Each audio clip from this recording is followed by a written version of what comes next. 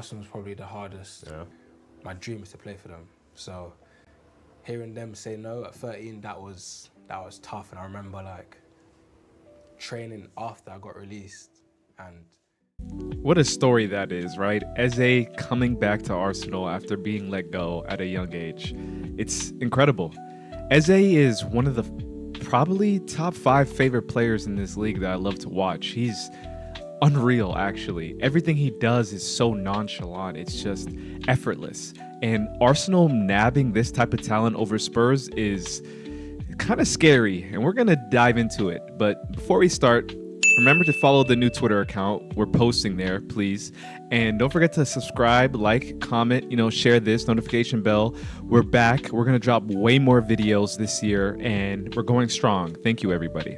Now, let's talk about Eze.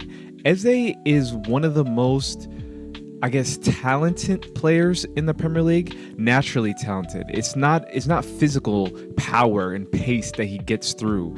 It's agility. It's drop of the shoulder. It's, dribbling. That's why I love Eze. Eze's, as you can see here, this is just a little chart. Don't worry, guys. I know charts in football is getting too nerdy. But anyways, his best actions, as you can see here, are take-ons attempted, and shot-creating actions.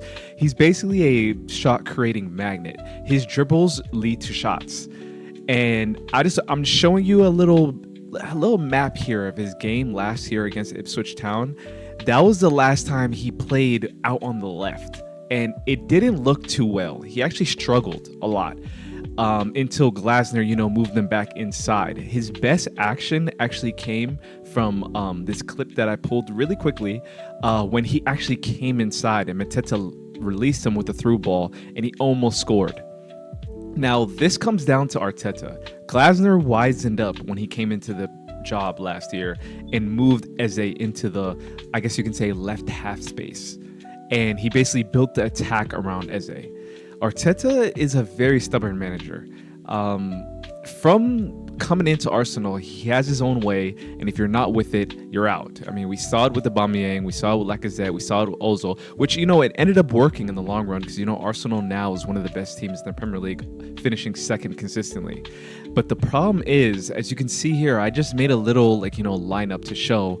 He loves his left winger to be touching the chalk. And for someone like Martinelli, who struggles with that, he's not even as talented as Eze. And Eze's way better than him, but he also struggles when he has to play with chalk on his boots. So imagine forcing him to play this type of formation with this team. Arsenal struggles from creation, as we can see. Their last game against Manchester United, actually. Look at these couple screen grabs I got. Look at Martinelli. It's clear instruction that he's supposed to stay as wide as possible. Like, you see the balls toward Saka. There's space for him to attack, but instead he just stands there because some people would be like, that's him, but it's a clear instruction to be as wide as possible. Arteta does not like crowding the middle of the pitch, which is very confusing when you're playing teams that love to play mid blocks.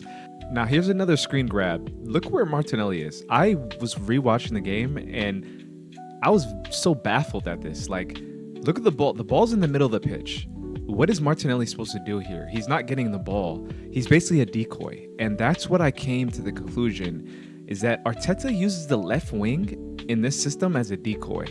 Now, that could change now that they got Eze, but I just think it wouldn't make sense to play him out there. Now, here's my idea.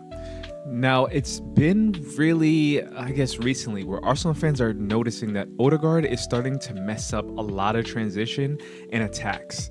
Now, Odegaard was made to be like a creator from what everybody says and what we used to watch, but current Odegaard struggles with that. Like, look at this screen grab I got.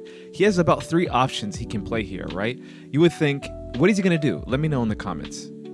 Yeah, you're right. He loses the ball here. Instead of actually playing Saka in, or Gyökeres, or Martinelli, or playing it to the left to Calafiori, he tries to dribble on 48-year-old Casemiro. I'm exaggerating, but he tries to dribble on him and loses the ball.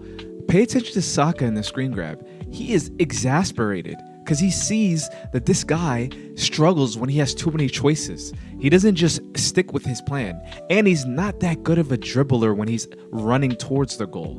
That's something that Eze specializes in. Running towards the goal, Eze is one of the best dribblers in that. Odegaard is good at wriggling his way out of tight spaces. You know, when a ball comes into the middle third of the pitch, he'll escape. But when it's in the final third, Odegaard struggles there.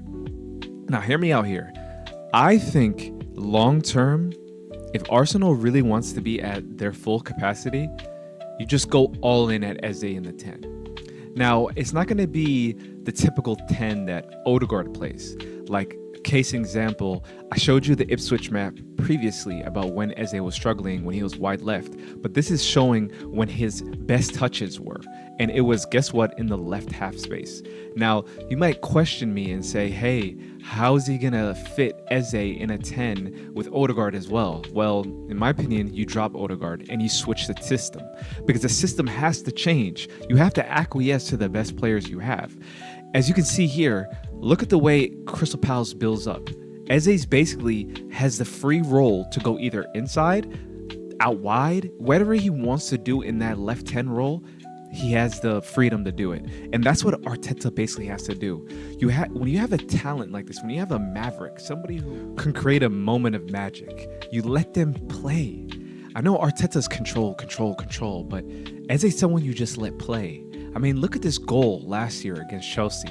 Like, the audacity to just curl it. The year before, just dribbles the keeper, slides it in. Like, Eze has everything you want in a superstar attacker, and he's at the right age where you can trust him with the ball. You can trust him to make the right decision. I mean, yeah, he's gonna make the bad choice here and there, but he's there for a reason. Now, the previous game against Chelsea, I just wanted to point out exactly where Eze is. Look at that, the left 10. He's basically almost second striker, but he does defensive work. So don't just get it twisted that he's just gonna stand there. And another thing I want to talk about with Eze is, I know Declan Rice is probably the free kick taker at Arsenal, but Eze is a set piece demon. I'm talking, this goal should have stood in my opinion. Look at this technique. Most people would try to curl this from here.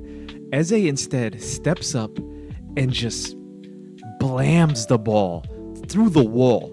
Robert Sanchez had no chance of saving this, and Eze blasted in. I mean, with somebody like this, you should possibly, actually, I'm going to say, you should put him on set pieces over Declan Rice. I mean, Declan Rice had those 2 free kicks against Real Madrid that are incredible, right?